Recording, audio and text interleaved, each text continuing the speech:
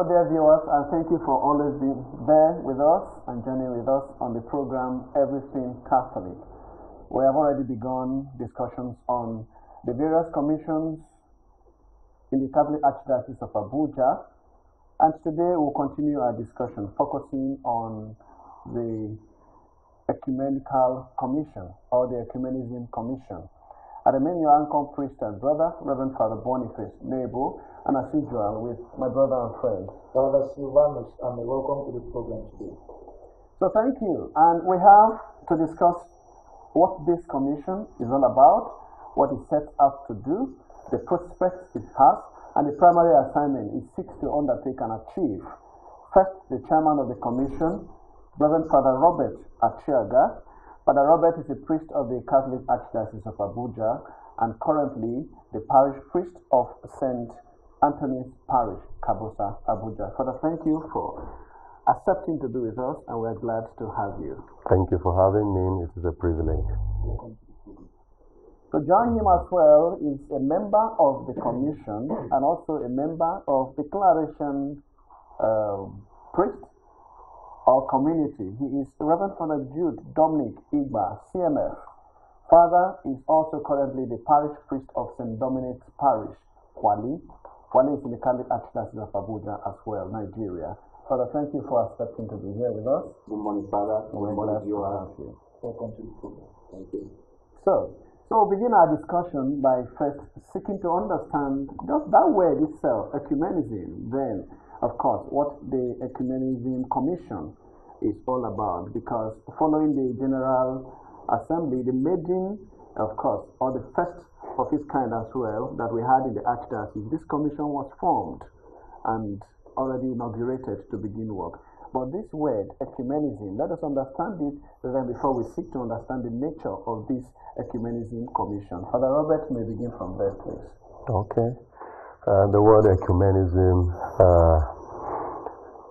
describes various processes and ideals and activities that have a common objective, which is reuniting Christians, bringing Christians together. So it would be another word for the Christian form of intra-faith relations. The common objective for all ecumenical activity is to bring Christians together. The target is always unity. And that's because unity is something that was so important to Jesus that in his high priestly prayer in John's Gospel, chapter 17, he took care to mention it to the Father. He prayed and said that they all may be one. So all ecumenical relations and efforts and activities are geared towards the realization of this dream of Jesus, this vision that all Christians would live as one. So simply, that is ecumenism. Beautiful. I don't know, Father, you want to add something on that? Yeah, Yes, it's actually a movement that encompasses all Christians.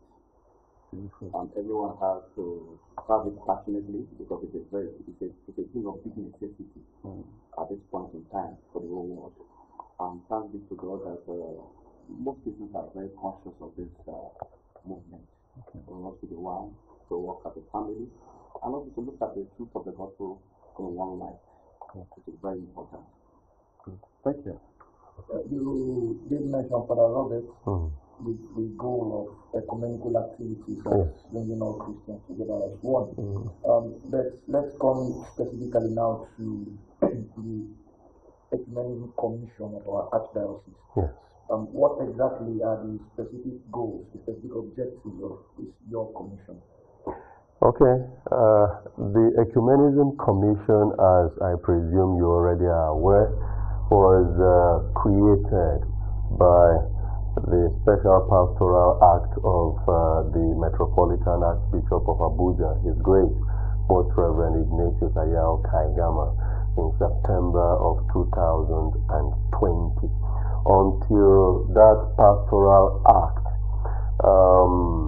we had intra-faith relations with other Christians Christians, but it was at the level of the Christian Association of Nigeria, which would mean the Catholic Church in Abuja was actively involved in the Christian Association of Nigeria. With the creation of this commission, first of all, the consciousness has been established far more than before that ecumenism is something that we must approach as Catholics, as an archdiocese, at the grassroots level, which means with the commission now we need to first of all begin to organize from the grassroots, come to the mid-level, and then to the high-level processes that are involved in dialoguing with other Christians.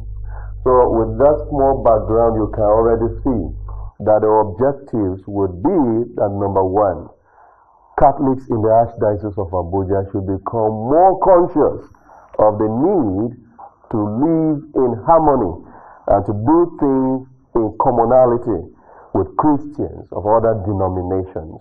Secondly, we have the Christian Association of Nigeria, which is the most profound, established, and organized umbrella body for all ecumenical activities.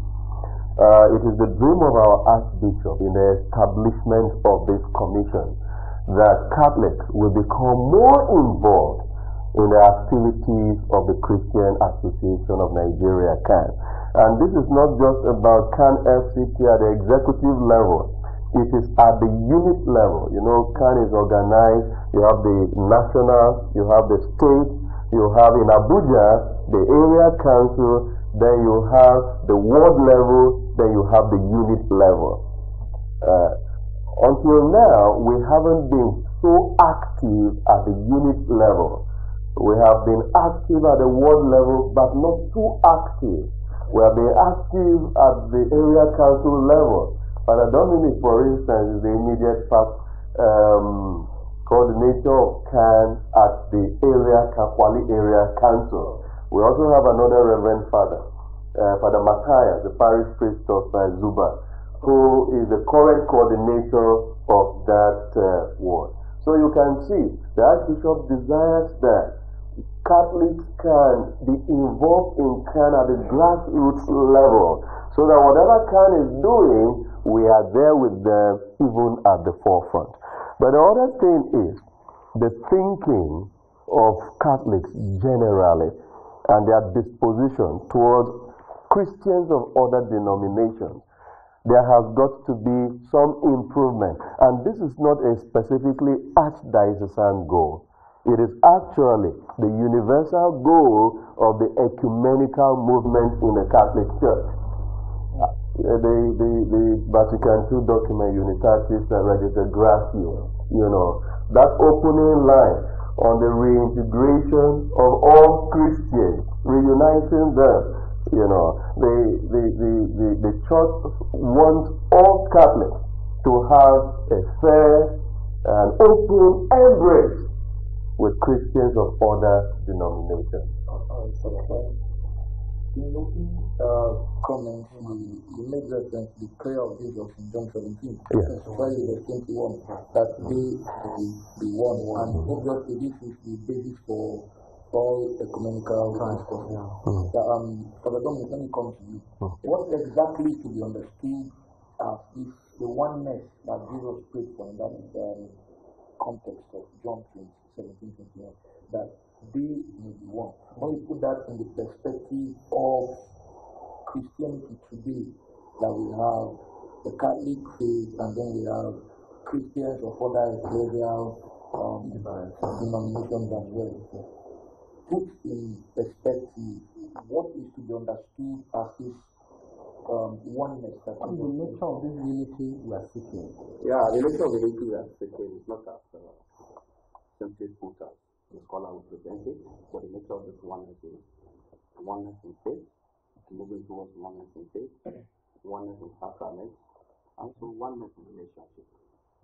It's not just about oneness in faith in the sense that you are trying to make the other man be a Catholic, or the other man is wanting you to be a Catholic. It's oneness in faith in the dogmatic teaching of the Scripture. and also about the safeguarding the fundamentals of the sacred truths of Christian teaching, especially in the areas of sacrament. For instance, we all believe in the sacrament of baptism, and many of the states also promote the continuous formula for baptism.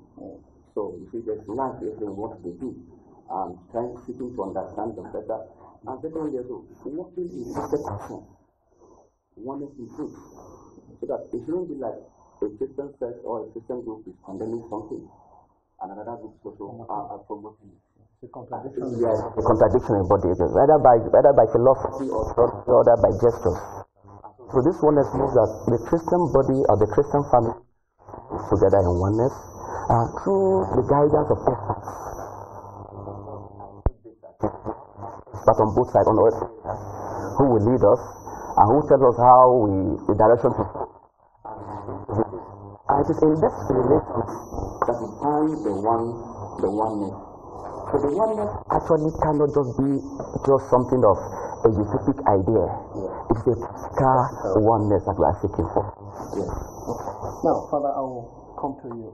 Now, it is already opened and discussed that the desire of Christ, as expressed in John's Gospel, chapter 17, verse 21, from which we have this commission set in action, is to seek the unity of our faith. And Father has expanded more than, of faith, of doctrine. But we are all aware of the fact that there are issues around the quest for unity. One of such is the proliferation of churches in our days and in our time. For me, it is a great danger. So, we're going to be proceeding on a very, very quick break. But bear in mind that when we come back, we'll take up that, these issues of proliferation, how does your commission, and particularly the Holy Mother Church, can they seek to address the issue in line with the desire of Christ set through this commission to work as well. So, dear viewers, thank you for remaining there. We'll be going on a very, very short break. Go nowhere. It is still Everything Catholic. Everything Catholic, a program that discusses anything and everything about the Catholic Church, faith, doctrines, morals, canon law, church governance, papal documents, you name it. As long as it is Catholic, it shall be discussed. Join Father Ames Silvanus and Father Nebo Boniface, two priests passionate about teaching the true faith of the Catholic Church, as their hosts bishops, priests, religious and distinguished laymen and women, to discuss and simplify the wealth of the Church's teachings. Everything Catholic, showing on Catholic television, CTV. Everything Catholic, teaching the faith. From the beginning of time, the Church of Christ has always been one until the Great Division, precisely in 1517, of course, the Lutheran sect. And since then, there have been great division in the body of Christ. Churches springing up here and there, that is proliferation of churches. Now, this is a factor that is working against Christian unity. These and many others. How will you seek to address them, or what measures is this commission putting in place to address these issues in the church? Ecumenism interestingly operates on a principle of there is an axiom, the origin of which has remained a matter of justification, but probably somewhat unfortunate, I do not know. They say, in essential unity, in non-essential liberty, and in all things also. I don't know if we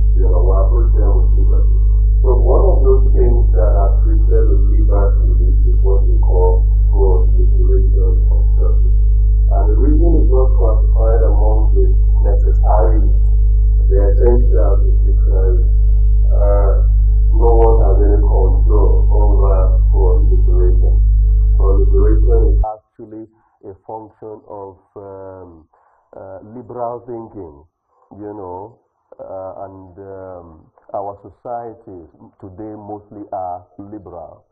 It's also a function of inclusivity. So many people are saying, accommodate this one, accommodate this one. Don't be exclusive. So we don't have too much control over that. The other thing you consider here is, when you are seeking to bring people together, you do not exercise that kind of role to say, don't do this, don't do this, don't do this. The Second Vatican Council in Catholic Religion gradually recommends that ecumenical dialogue be conducted by Catholics with other Christians as equals. So we do not go telling people how to think at first.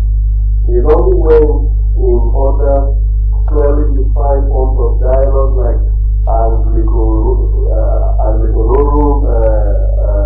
Roman Catholic dialogue, you know, in that kind of situation we can have the intellectual dialogue. I mean, they call it, yes, Catholic, yes. Yeah.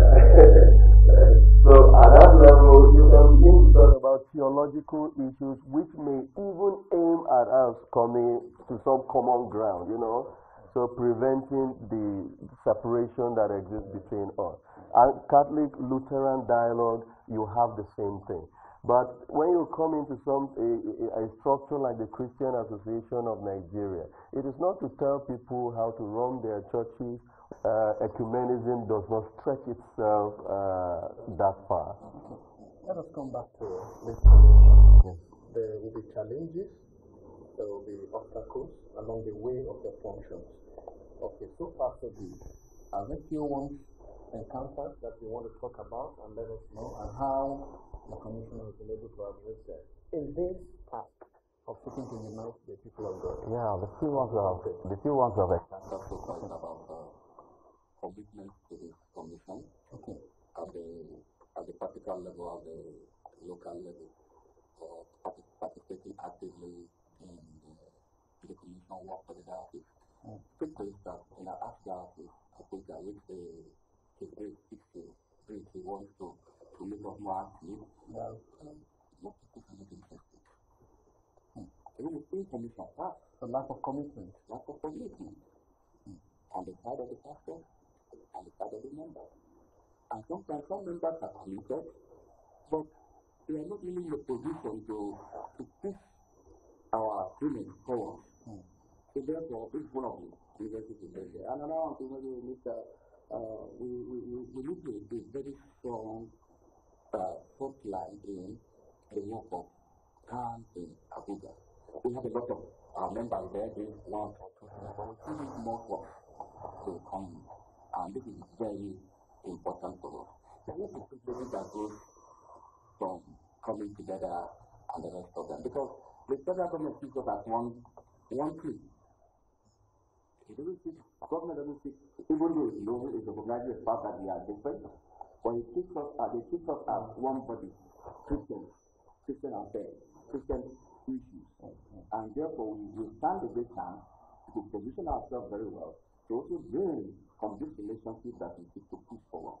I think that's my own contribution. Okay, I'm going to pick you up on this point. Now, you establish the understanding of oneness and peace, which will be at the bottom line of this practical involvement that we're talking about.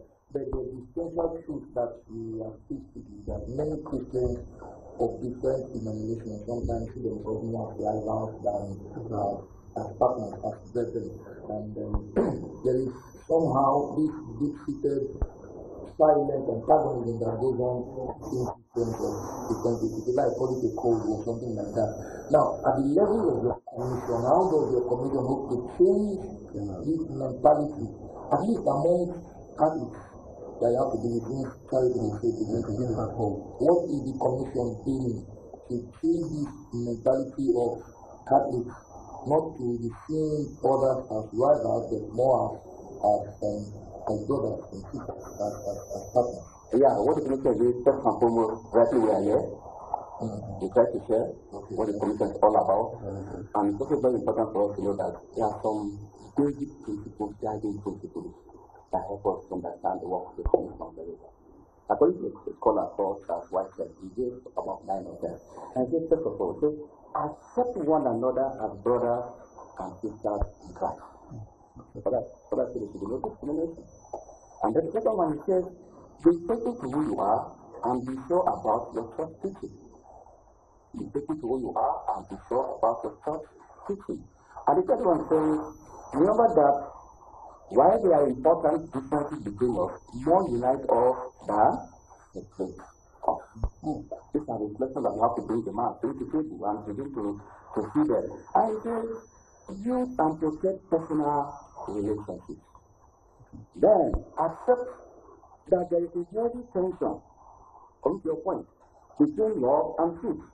But remember that love is the authentic sign of true Christianity. There is the fact that this has to be there. So we have to be courageous to come together and through wisdom and grace and prayer, and God will get to that point which we long for and we are moving towards. So, obviously clear that time remains an enemy here because there is a lot to be unpacked, and the discussion actually, we too would have loved to continue, but this is how much time can afford us. But let's not forget, the task and the responsibility of seeking the unity of all requires, like they have said, accommodation, and the mean that we seek the equality of all, and let love be the driver to propel all of us.